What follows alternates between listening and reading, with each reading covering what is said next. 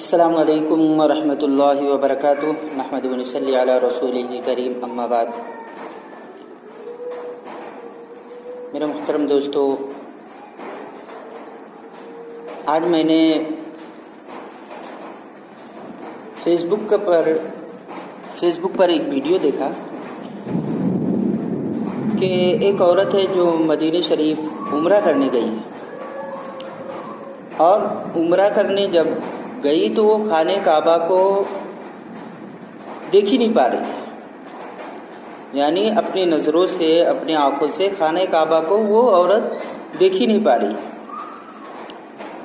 تو اس نے سب کو بتایا کہ میں عمرہ کرنے آئی ہوں اور میں خانہ کعبہ کو نہیں دیکھ پا رہی۔ تو اس عورت سے پوچھا گیا کہ کیا تم نے کوئی گناہ کیا ہے جو خانہ کعبہ کو نہیں دیکھ پا رہی؟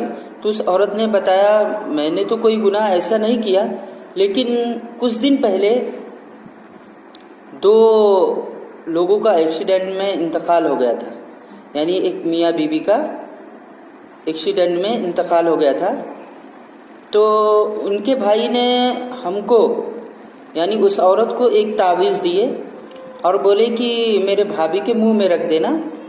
تو وہ عورت نہیں مان رہی تھی، پھر اس کو پیسے ویسے کا لالچ دیے اور اس عورت کو تعویذ دے دیے۔ وہ عورت پیسے کے لالچ میں آ کر تعویذ رکھ دیتی ہے، یعنی اس کے بھابھی کے منہ میں، جو انتقال کر گئی تھی ان کے منہ میں رکھ دیتی ہے۔ رکھنے کے بعد ان کا کفن دفن، یعنی ان کی مٹی کر دیا جاتا ہے، جنازے کی نماز ہوتی ہے، پھر مٹی دے دیا جاتا ہے۔ پھر کچھ ہی دن بیتتے ہیں کہ اس کے چھوٹے بیٹے کے، یعنی جو میاں بیوی کا ایکسیڈنٹ ہوا تھا، انتقال کر گئے تھے ایکسیڈنٹ میں، پھر اس کے بچے کا کچھ دن کے بعد انتقال ہو جاتا ہے۔ پھر اسی عورت کو بلاتے ہیں، بلانے کے بعد اس عورت کو بولتے ہیں کہ تم اس تعویذ کو اس بیٹے کے منہ میں رکھ دینا۔ پھر وہ عورت اسی طریقے سے کرتی ہے، اس لڑکے کے منہ میں تعویذ کو رکھ دیتی ہے۔ پھر کچھ دن گزرتے اس کے دوسرے بیٹے کا بھی انتقال ہو جاتا ہے، اور اس طریقے سے یہ کام وہ آدمی کرواتا ہے، یعنی یہ جو میاں بیوی انتقال کیے گئے تھے ان کے بھائی، چھوٹے بھائی کرواتے ہیں۔ تو میرے بھائی پھر پتہ چلتا ہے کہ وہ کالا جادو کیا گیا تھا، کالا جادو کی وجہ سے اس کے چھوٹے بیٹے کا انتقال ہوا، پھر دوسرے بیٹے کا انتقال ہوا۔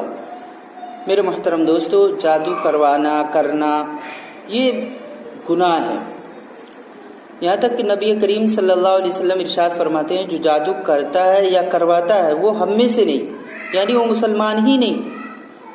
تو میرے